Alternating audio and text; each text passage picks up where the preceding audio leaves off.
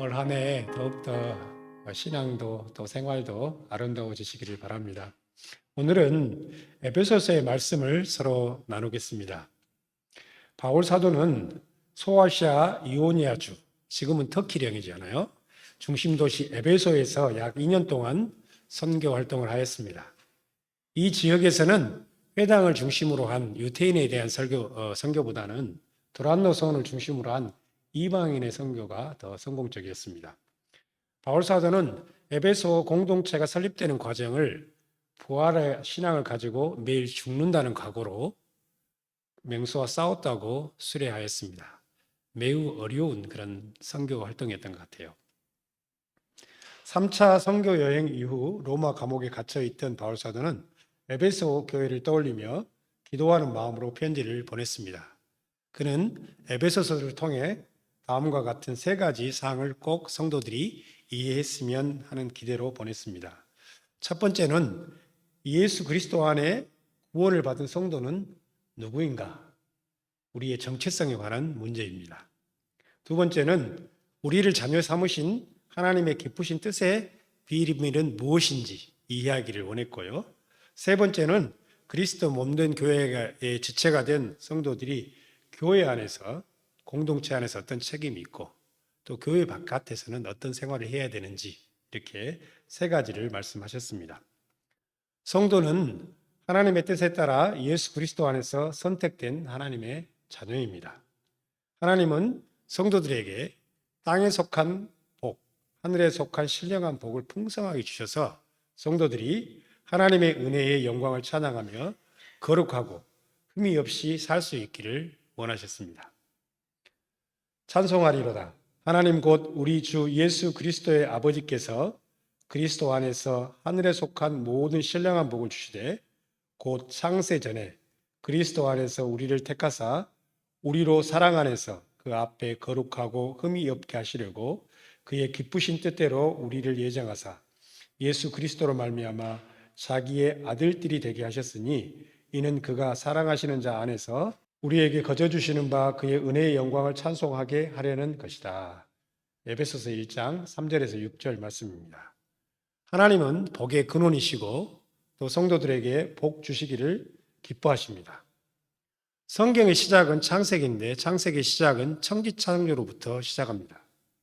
온 우주의 주인은 하나님이시라는 사실을 분명히 합니다. 우리들은 하나님이 지으신 세상에서 사랑받는 자녀로서 육신의 복과 영의 복 모두를 누리며 살 수 있습니다. 이것은 우리가 사는 동안에 하나님의 은혜의 영광을 찬양하고 받은 은혜를 이웃들에게 나누며 살기를 기대하신 하나님의 뜻입니다. 이렇게 다른 설교를 듣다 보면 제가 구약을 전공하는 그 신학자로서 조금 아쉬움이 들 때가 설교 말씀을 전할 때 육신의 복에 대해서 조금 경시하는 경향이 있어서 저는 좀 이 부분을 강조해 줬으면 좋겠다는 생각이 있어요. 온 우주의 주인은 하나님이셔요. 세상이 저희들이 볼 때는 기회가 없어지고 또 우리가 세상을 살아가는 동안에 여러 가지 어려움이 있을 것 같지만 하나님이 온 세상의 주인이시고 하나님은 그의 자녀들에게 풍성한 은혜를 주실 줄로 믿습니다. 이 신앙이 매우 매우 중요한데 어떨 때는 육신적인 부분을 조금 간과하는 경향이 있다 이런 생각도 하게 됩니다. 예수님을 인격적으로 만난 사람들은 예수님을 인격적으로 만난 사람들의 간증을 들어보면 대부분 그들의 삶을 가득 채우시는 하나님의 충만함을 느꼈다고 말합니다. 자신의 삶을 얽어매고 있던 불안감과 두려움이 사라지고 말로 형언할 수 없는 평안이 찾아오고 자신이 하고 있는 일들이 모두 잘 될 것이라는 확신이 넘쳤다고 고백합니다. 어느 날 예수님이 사마리아 수가라는 동네를 지나실 때 야곱의 우물 곁에서 한 여인을 만났습니다. 그녀는 자신의 부끄러운 삶의 무게에 짓눌린 여인이었습니다. 다른 사람들을 피하여 무더운 낮 12시쯤에 물을 기르러 왔습니다. 예수님은 그녀와 대화를 통해 상처 입은 마음과 또 새로운 소망도 주셨습니다. 예수님을 만난 사마리아 여인은 자신의 부끄러운 과거를 떨쳐버렸고 용기 있게 다른 사람들에게 예수님을 전하는 사람이 되었습니다. 이 일은 누구든지 목마르거든 내게로 와서 마셔라. 나를 믿는 자는 그 배에서 생수의 강이 흘러나오리라 라는 예수님의 말씀과 관련이 있습니다. 예수님을 만난 사람은 하나님의 충만함을 경험하게 됩니다. 생수와 같은 은혜가 자기 자신뿐만 아니라 가족, 이웃들에게 흐르는 풍성함을 체험하게 됩니다.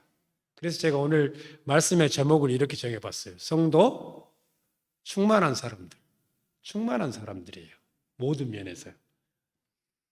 하나님은 예수 그리스도 안에서 우리를 부르신 뜻의 비밀을 이해하기 원하십니다. 우리는 본질적으로 하나님의 진노 아래 죄와 사망의 법에 따라 살던 이방인들이었습니다. 우리들을 예수 그리스도 안에서 구원하신 하나님의 뜻은 어디에 있을까요? 궁금하시죠?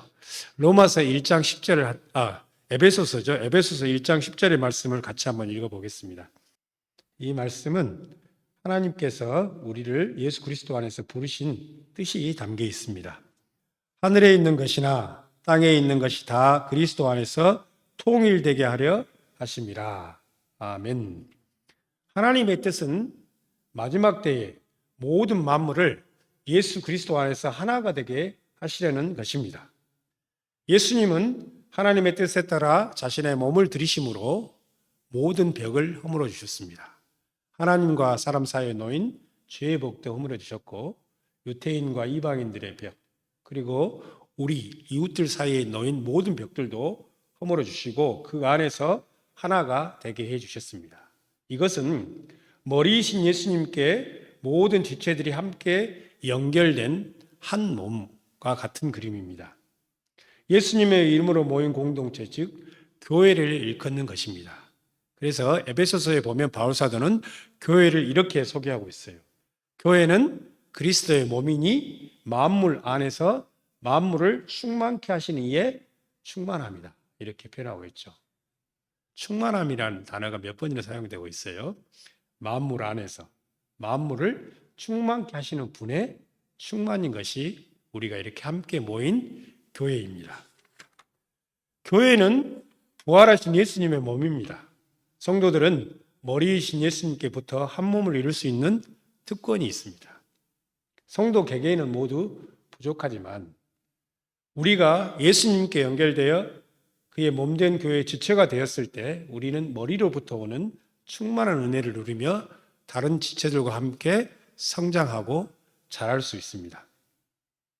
한 청년이 제가 이제 예배를 드리기 위해서 들어가는데 예배당 안 바깥에 있는 소파에 앉아 있었습니다. 저는 그분에게 다가가서 처음 교회에 오셨나 봐요. 같이 들어와서 예배를 드리시죠. 이렇게 초대를 했더니 그분은 이렇게 말했어요. 저는 크리스찬이 아니어가지고 예배드리기가 조금 그렇다. 이렇게 말씀하시고 예배가 끝날 때까지 이 밖에서 사람들을 기다렸어요. 그분은 독일에 와서 공부할 예정이어서 한국에서 대학교 기숙사를 예약했는데 그 예약이 잘못돼가지고 어디에 가서 이 숙소를 구해야 될지 이렇게 물어볼 곳을 찾다가 교회로 온 거예요. 그래서 예배가 끝나고 나서 이제 그분과 이야기를 하였는데 그분은 낯선 곳, 낯선 사람들에게 도움을 청하러 온 것이어서 굉장히 어색한 그런 만남이 되었습니다. 우리는 어느 곳에 가든지 예배를 드릴 교회를 찾고 그곳에서 하나님이 예배 두신 형제 자매를 만나 서로 나누고 도움을 받을 수가 있습니다. 우리는 독일에 살고 있기 때문에 독일 교회에 가서 하나님의 가족의 일원으로 예배하고 교제하며 도움을 받을 수도 있습니다. 얼마나 큰 하나님의 은혜인지 몰라요. 어디 가나 우리가 갈 곳이 있잖아요. 그리고 우리를 보호해 줄 곳이 있고 우리를 사랑해 줄 형제 자매가 있다는 것 항상 감사한 내용이 아닌가 이렇게 생각돼요. 성도는 개개인의 삶의 충만함뿐만 아니라 하나님의 가족으로 함께 모인 공동체에서 자신이 받은 은혜들을 나누고 함께 충만함으로 자라갈 수 있는 은혜가 있습니다. 하나님의 충만함을 누리는 성도들은 하나님이 우리를 부르신 뜻의 비밀을 이해하고 부르심에 합당한 삶을 살아야 한다. 이렇게 바울 사도는 권면합니다. 예수님의 이름으로 모인 공동체에는 유대인과 이방인, 자유인과 종, 그리고 어린 어른과 아이들이 함께 존재합니다. 이렇게 다양한 사람들이 함께 모여 있기 때문에 서로에 대한 존중이 매우 중요합니다. 하나님의 사랑 안에서 하나 된 공동체의 모습은 다양한 악기들이 어우러져 소리를 내고 음악을 만드는 오케스트라와 같습니다. 오케스트라의 음악을 듣고 또 함께 찬양하는 그런 소리를 들으면 천상의 하모니 같잖아요. 더욱더 많은 악기들과 연주자들이 함께하는 그런 음악은 우리에게 웅장함과 아름다움을 전해줍니다. 저의 경우는 500명 정도 찬양대가 모여서 연합 찬양대를 구성해서 메시아의 핸델의 메시아를 부른 적이 있었어요. 그때 그 느꼈던 감동은 잊을 수가 없는 것 같아요. 그 웅장함 그리고 아름다움이요. 주도 한 분이시오, 믿음도 하나요, 세례도 하나요. 하나님도 한 분이시니 곧 만유의 아버지시라. 만유 위에 계시고 만유를 통일하시고 만유 가운데 계시도다. 아무리 많은 악기와 다양한 연주자가 참여할지라도 지휘자는 한 분이셔야 된다라는 것을 강조하고 있습니다. 우리는 모두 서로 다른 성품과 생각을 가지고 있어서 마음을 모아 함께 일하기가 쉬운 일이 아니에요. 사람들을 이렇게 멀리서 봤을 때는 함께 일하는 것이 어렵지 않고 또 서로 가까이 있으면 좋은 일이 많을 것 같지만 또 막상 서로 교제하면서 가까워지다 보면 서로가 가지고 있는 약점도 있고 또 나는 인식하지 못하지만 가시도 있어가지고 함께 있다 보면 어려움도 많습니다. 그럼 어떻게 성령이 하나 되게 해주신 것을 지킬 수 있는가? 그것은 서로 기도에 깨어 있어서 하나님의 뜻을 구할 때 우리는 함께 하나 되어 함께 일할 수가 있습니다. 그렇기 때문에 우리에게 정말 중요한 것은 항상 쉬지 말고 기도하는 거예요. 예배를 드리러 왔을 때도 우리가 제일 먼저 하는 게 뭐예요? 기도죠. 오늘도 성령과 진리로 하나님께 예배하게 도와주세요. 기도하고요. 또 우리가 형제 자매를 방문하고 함께 교제를 가질 때도 먼저 기도하죠. 내가 저분을 대할 때 진실된 마음으로 대할 수 있도록 도와주세요. 이렇게 함께 기도하는 부분이 없다면 성령이 하나가 되게 하신 것들을 지키기가 매우 어렵다. 이렇게 말씀을 드리고 싶습니다. 하나님이 각자에게 다양한 은사와 재능을 선물로 주시고 그리스도의 몸된 교회의 지체가 되게 해주셔서 각자에게 부여하신 하나님의 선물의 분량에 따라 교회에서 일할 수가 있습니다. 바울사도는 교회에서 일하는 직분을 두 가지로 나누고 있어요. 하나는 예배를 담당하고 말씀을 선포하는 가르치는 직분이고요. 또 하나는 다른 지체를 섬기고 돌보는 직분입니다. 교회에서 다 각자 맡은 재능과 또 이렇게 임무에 따라서 함께 일하면서 이렇게 충만함을 채워가는 것이 교회의 모습인데 그럴 때도 항상 하나님은 질서와 조화를 중요하게 여기십니다. 우리 기독교 역사를 보면은 교회 안의 직분도 세상의 그런 그 직분들처럼 위계를 나누고 계급을 나누었던 그런 역사도 있던 것 같아요. 성직자들과 평신도도 나눠보기도 하고 또 교회에서도 여러 가지 이렇게 직분에 따라서 위계를 세우는 일도 있었는데 이런 일은 하나님께서 너무나 싫어하시는 일일 것 같아요. 왜냐하면 우리 모든 예수님의 지체들, 머리에 붙은 지체들은 동일한 가치를 가지고 있고 동일한 중요도를 가지고 있습니다. 단지 임무와 책임이 좀 다를 뿐입니다. 그렇기 때문에 어느 누구도 하나님 앞에서 먼저 가는 사람도 나중에 가는 사람도 없이 우리 모두는 예수님 몸에 붙은 지체라는 사실이 참 중요합니다. 성도들은 교회 안에서 함께 배우고 나누면서 다른 지체들과 함께 온전한 모습으로 자라가게 됩니다.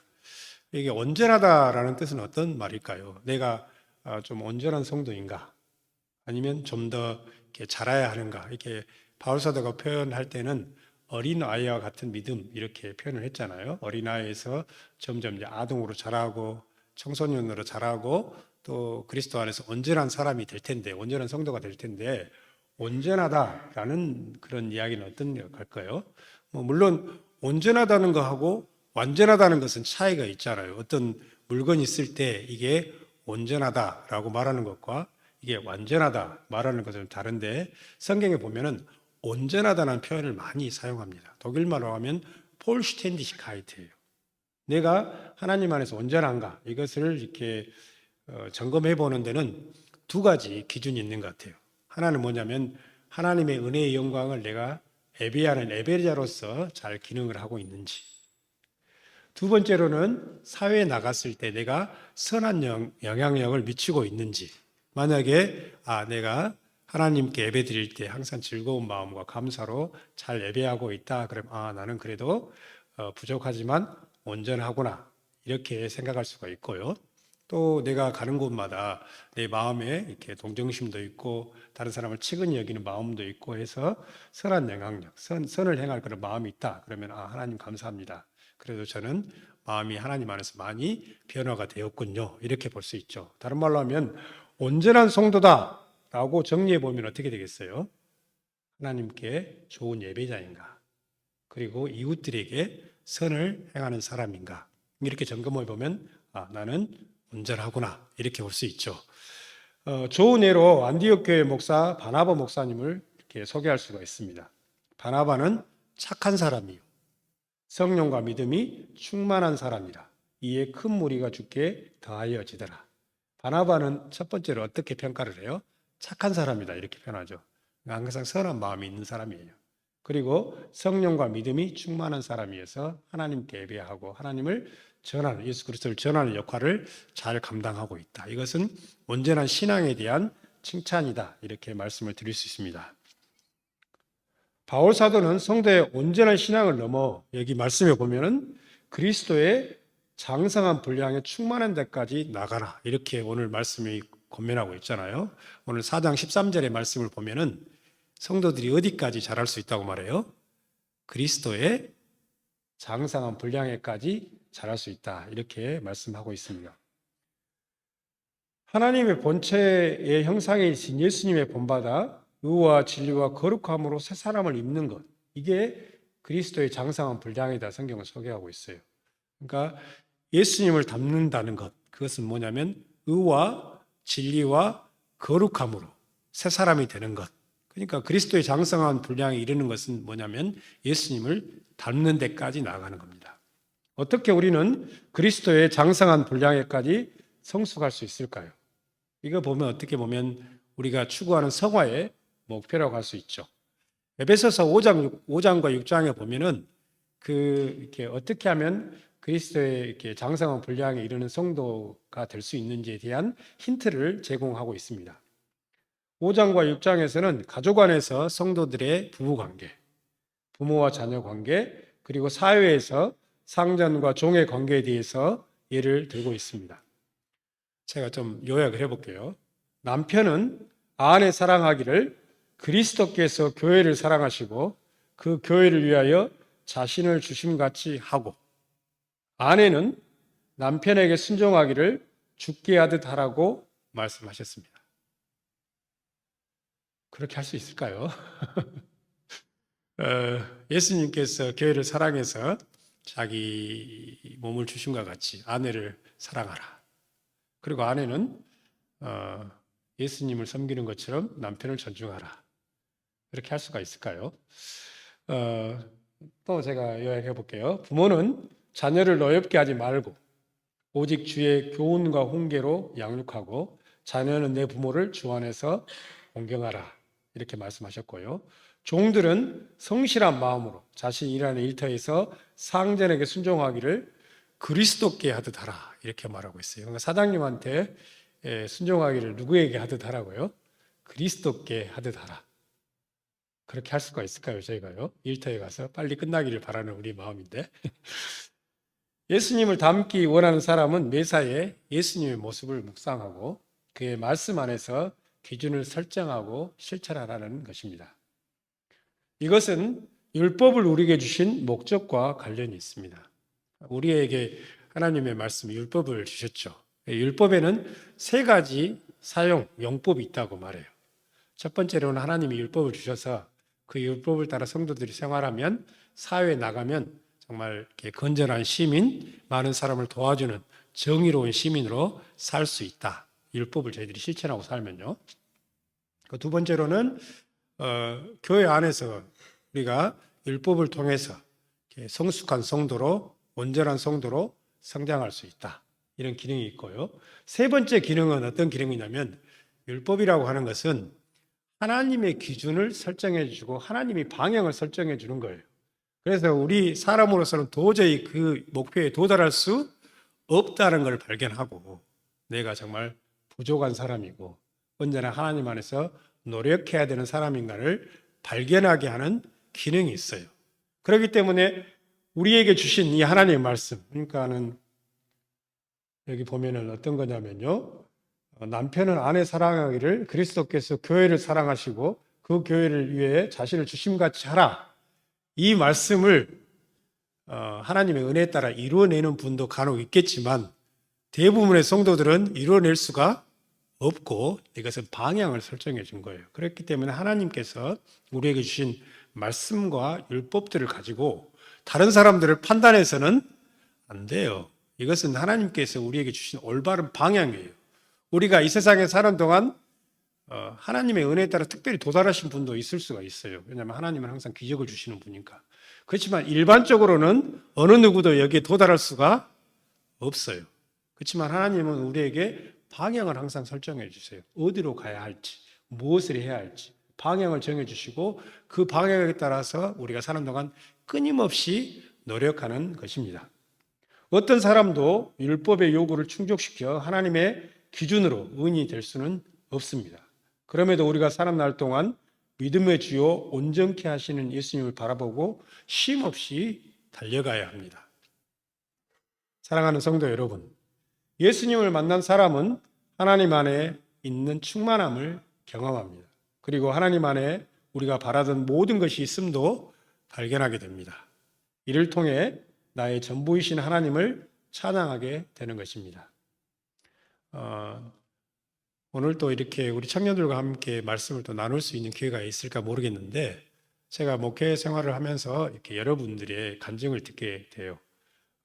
특히나 예수님을 처음 만났을 때, 직접 예수님을 처음 했을 때, 많은 분들이 그런 경험이 있는데, 그분들이 공통적으로 하시는 말씀은 충만함인 것 같아요. 갑자기 내 마음속에 평안이 찾아오고, 갑자기 자신감이 회복이 돼서, 내가 하면 잘할 수 있겠다. 하나님께서 함께 해주시면 나는 이 일을 꼭 성취할 수 있겠다. 이런 자신감도 여기 드러내는 것을 볼 수가 있었습니다. 하나님이 성도들을 그리스도의 몸된 교회의 지체로 부르신 이유는 함께 서로의 충만함을 나누고 하나님이 주신 충만함을 유지하기 위해서 그렇습니다. 우리가 개개인으로 살아가다 보면 하나님을 만나고 또 예수 안에 살아갈 때 그 충만함이 점점 약화될 때도 있다는 것을 많이 발견하게 돼요. 그때마다 우리가 하나님의 교회에 찾아와서 성도들과 함께 교제하고 예배하면서 충만을 채워야 합니다. 그렇기 때문에 교회는 어떻게 소개해요? 그리스도의 몸이니 만물 안에서 만물을 충만하게 하신 이의 충만함이다. 이렇게 표현하고 있어요. 그러므로 우리가 하나님의 교회와 좋은 관계를 맺고 성도들 간에 서로 사랑할 때 우리는 다시 충만함을 회복할 수가 있습니다. 바울 사도는 이러한 하나님의 비밀을 알았기 때문에 자신의 모든 인생을 교회를 설립하고 교회를 유지하는 데 바치게 됩니다. 하나님은 우리에게 다양한 은사와 재능을 주셔서 그리스도의 몸된 교회에서 함께 일하게 하셨습니다. 성도는 우리에게 맡겨진 임무를 성실히 수행하면서 점차적으로 온전한 신앙 인격을 갖추게 됩니다. 다시 한번 정리를 해보면, 믿음이 있고 착한 사람이 되는 것, 이게 바로 온전한 신앙을 가진 성도예요. 그러면 온전한 신앙을 가진 성도들은 우리 사이에는 좀 많은 것 같아요. 물론 우리가 부족함도 있지만 좋은 예배자로 살아가는 것, 그리고 이웃들에게 선을 행하는 것, 그것은 우리가 많이 볼 수 있잖아요. 그래서 이렇게 칭찬받는 성도들도 참 많아요.